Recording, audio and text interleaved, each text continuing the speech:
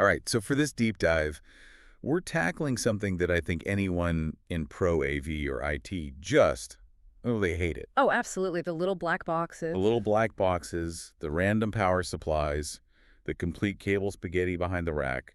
It's a persistent problem. It really is a total curse. And that's exactly what the tvONE 1RK system is designed to, just eliminate. So it's basically a universal solution for that mess. Exactly. It's a powered mounting solution to standardize all that chaos. I saw someone describe it as like a professional-grade bento box for your electronics. That's a great analogy. It takes all these loose, messy parts and turns them into clean, slide-in modules. It's all about that standardization. So it's solving a technical problem, but also really a workflow problem. Well, yeah, the core function is just conversion. It takes these devices from basically any manufacturer, no matter the size or shape. And it just makes it a standard module you can slide right into a rack. Right. It vastly improves the whole installation process from start to finish. And the sources mentioned the density. They talked about 3 chassis sizes, right? 4, 5, and 6 RU. Yeah, and the scaling is pretty significant. What does that mean in real terms? How many devices? Well, in the 4RU chassis, you can get up to 32 devices. 32?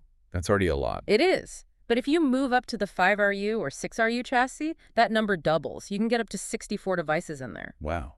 Okay, but with that kind of density, how on earth do you power everything? I mean, every one of those little boxes needs a different power brick. That's the real technical genius here. That's the challenge they solved. You've got everything from, say, 5 volts for a simple USB extender. All the way up to 18, maybe 24 volts for a heavier signal processor. Exactly. So the ONErack power supply, it offers 7 selectable voltage settings. 7 different ones. Yep, it's 5V, 7.5V, 9V, 12V, 13.5V, 18V, and 24V.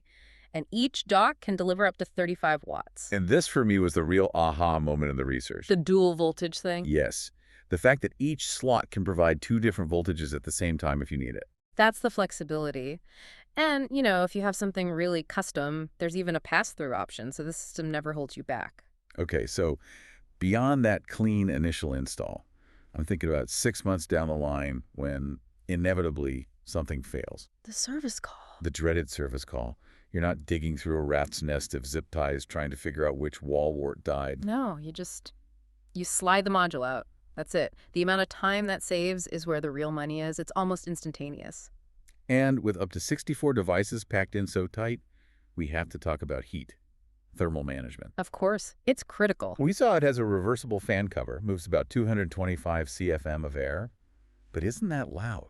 Especially for like a quiet boardroom or a broadcast suite. Well, that's why the fan speeds are adjustable. You can dial it all the way down to 50% if you need to. So you can balance the cooling with the noise level for the environment. Precisely. It keeps everything cool without being intrusive. Now, for some practical details, we did see that the cable management component, the 1RK-CBL-MGMT, is priced around $60. Right, and it usually ships pretty fast, same day even. But it's important for you to know, this is professional equipment.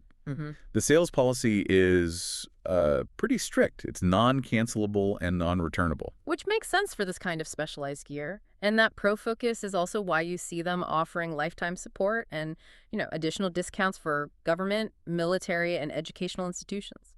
So when you boil it all down, the ONErack really transforms what used to be a complete mess of power bricks and mismatched parts Into a single, cooled, high-density, standardized system. It just gets rid of all the wall warts. It's just pure professional organization. Which I think leaves a final question for you to really think about. You're managing 7 different voltage requirements in a single box. So where's the real cost saving? Is it a few dollars off the hardware? Or is it the massive reduction in those frustrating, expensive service calls, fixing a problem that, with a system like this, just vanishes?